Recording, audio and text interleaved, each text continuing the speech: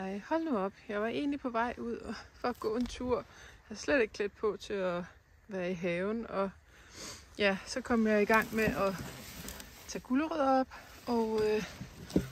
Og de her gulerødder, de er sået den 12. juli. Og så har de stået i det her bed og hygget sig hele sommeren og efteråret. Og de er blevet tyndet, og de har været under net.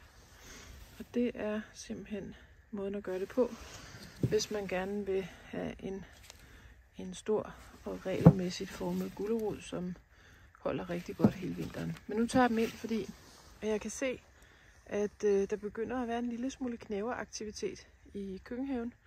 Og det kan man godt forvente, at der kommer her sidst på sommeren og først på efteråret. Eller ja, nu er det jo sidst på efteråret efterhånden.